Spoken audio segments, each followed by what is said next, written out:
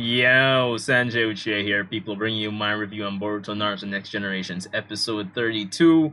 As per usual, be sure to rate, comment, subscribe, and then hit that bell, get notifications. Yeah. But anyway, let's get into this review. So, this episode to me was definitely an okay watch, probably okay plus at best. To me, it kind of represents not necessarily the problem, but any opinions on the series of being just meh or average. It was more along the lines of a slice of life episode, pretty easygoing, especially considering that the sorry about that. Yeah, considering that the arc in the Mist Village actually ended apparently with last week's episode. But let's get into it. So this episode really and truly revolves around Boruto actually trying to get his gift or souvenir for his sister Himawari, that he actually promised her, well, to carry back from the field trip essentially, and it just really revolves around his little adventure, you could say, around the village to find this. I forgot the name of the snack or the sandwich are from the Mist Village. But it really revolves around that truly. We got some little interesting tidbits sprinkled throughout the episode.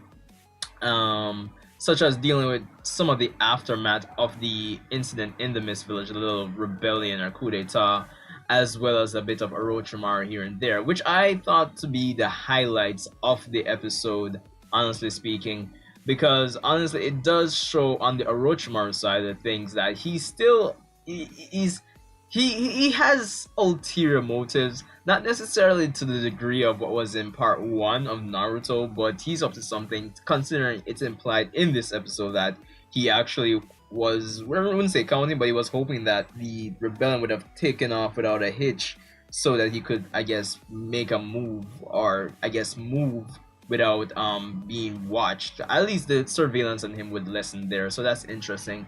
I am interested to see Orochimaru's role in this new era of the Naruto franchise. So there's definitely some, I wouldn't necessarily say foreshadowing, but some interesting developments or seeds being planted there.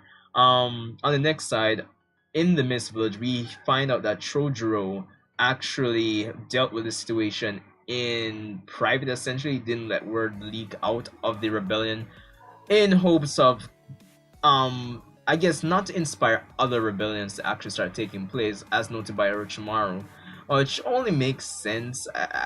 I mean, you want to keep the peace, you want to kind of get things running in order, so I thought that was pretty cool, pretty neat, interesting to note there, and it makes sense, honestly speaking.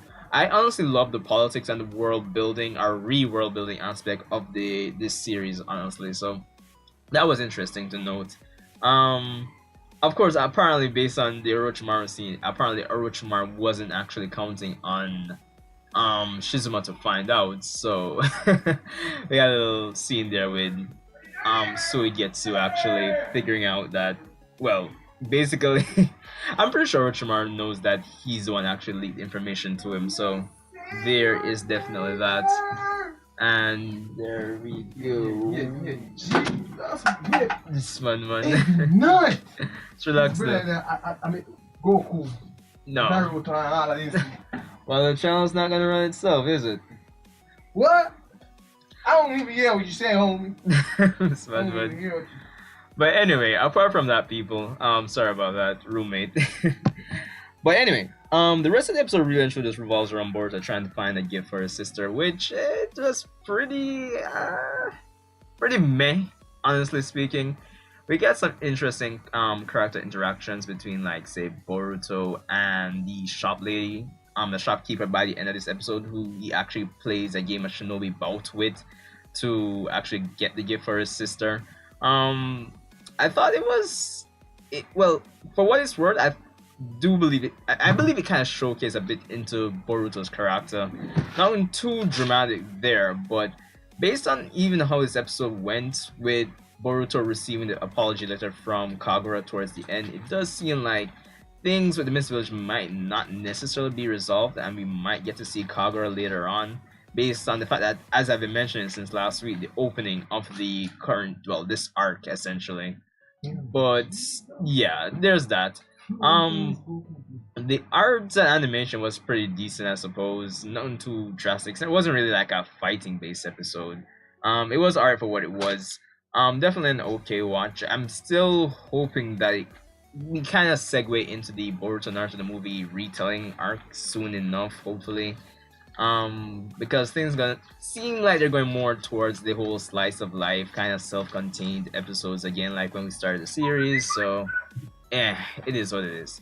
But anyway, Sanjay Uchiha, and that's all I have for this one, people. So I'll see you in the next one.